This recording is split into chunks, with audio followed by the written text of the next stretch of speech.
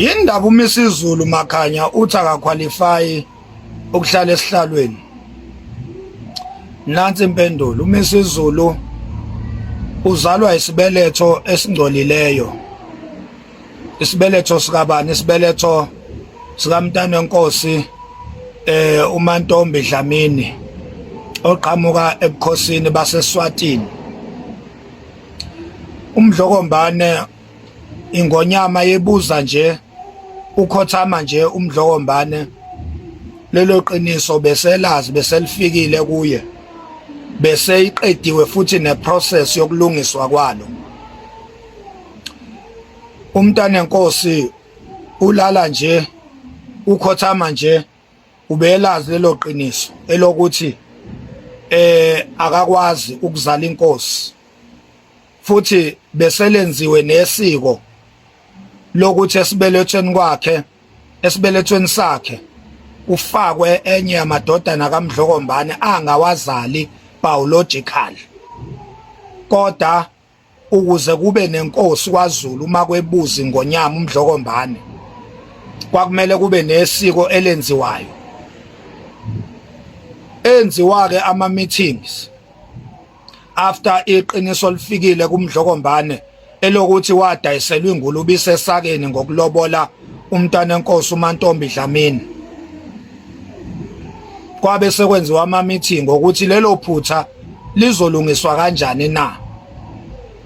Ayemabili ama-options akwaqhamuka nawo ekwangalungiswa ngawo lelo phutha. Kwakumele uMdlokombane akhethe i-option eyodwa.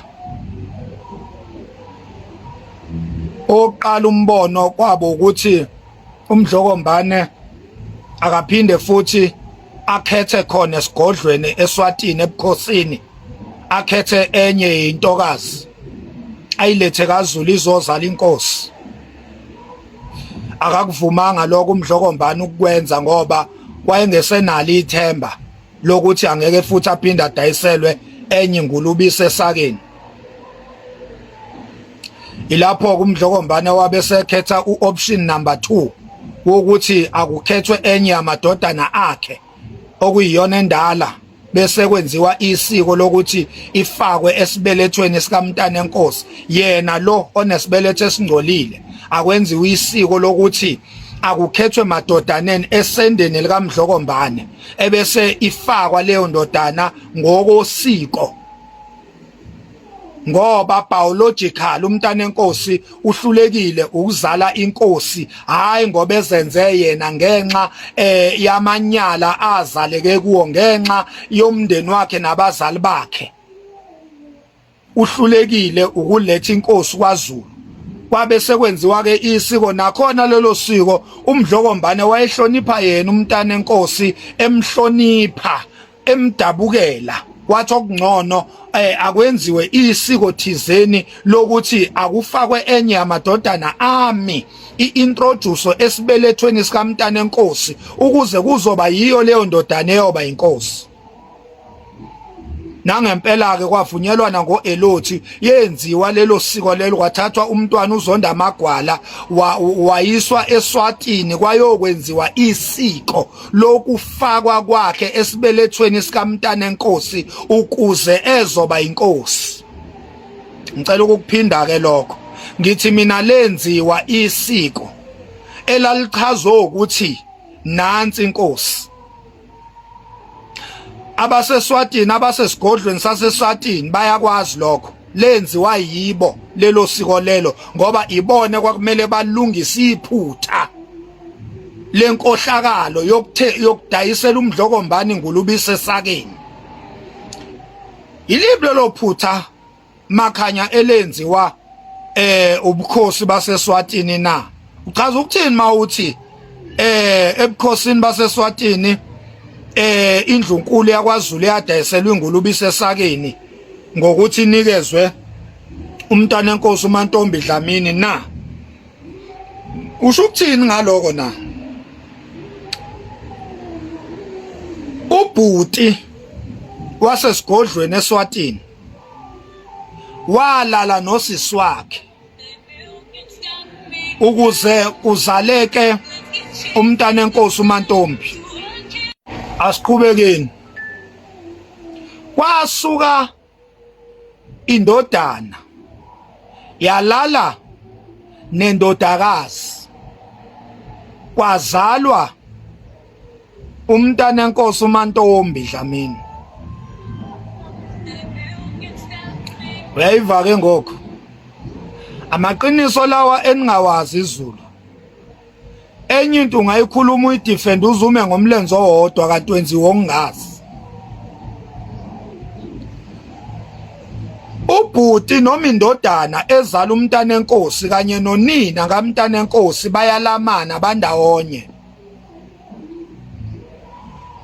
Ingakho umntanenkosi akanakho komalume ngoba uma kamntanenkosi nobaba wakhe balamana kanje.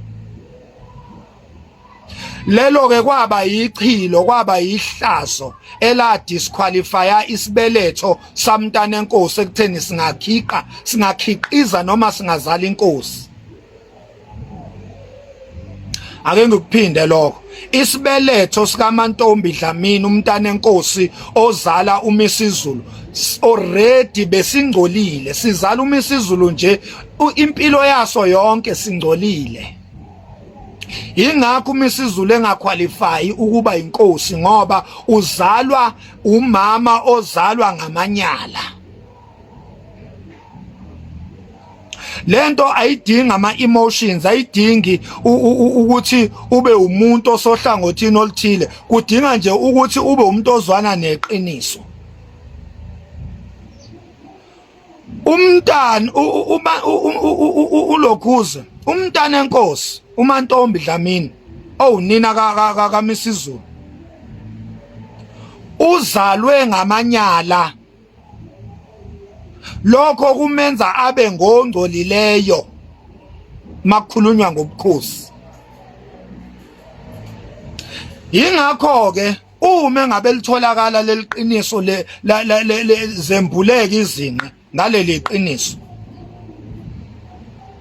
ubukhosi baseSwatini babe sebenza indlela zokuxolisa noma zokubuyisana kanye nobukhosi bukaZulu.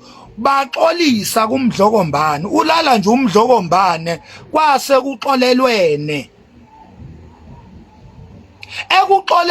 Ekuxolelaneni kwabo kwase kwenziwa isiko lokuthi nansi option ekungalungiswa ngayo leli iphutha, ngoba uoption number 1 umntwana ingonyama umdlokombane ayiwamukelanga, owawuthi akaphinde akhethe enye intombi esigodlweni noma ebukhosini baseSwatini. Akakwamukelanga lokho umdlokombane. Kwase kuqhamuka necebo lokuthi nasi isintu akuthathwe enye yamadodana akhe ifakwe ngokwesiko esiswini noma esibelethweni sikamntanenkosi. Ngalokho ke uZulu uyobe sewubuyelwa yithemba lokuthi sewunayo inkosi ngoba inkosi izalwa yigazi lobukhosi. Ingakho ke umntwana uZonda Magwala uSimakade samakhosi wafakwa esibelethweni somntanenkosi ukuze ezoba inkosi. Akaqualify kanjalo kuMisizulu. Usuyezwa ke Zulu, isibeletho biologically esizala uMisizulu asiqualify ngokobukhosi ukuzala inkosi. Singcolile, siqhamuke ngamanyala. Isibeletho esizala uMisizulu siqhamuke emanyaleni noma sizaleke emanyaleni. Umntanenkosi uzalwe ngamanyala. Siyakubona lokhu kwakho uMisizulu ukuthi vele uyahluleka, uyisidakwa, udla ama-drugs, ujahwa yifebe. Siyakubona lokho nokuthi naye waphinda futhi leyo mistake yokulala nosisi wakhe wazala ingane. Siyakubona konke lokho. Sakhuluma nje ngesibeletho aphuma kuso ukuthi sona nje sisodwa kwaZulu kulichilo ukulala nodadewethu.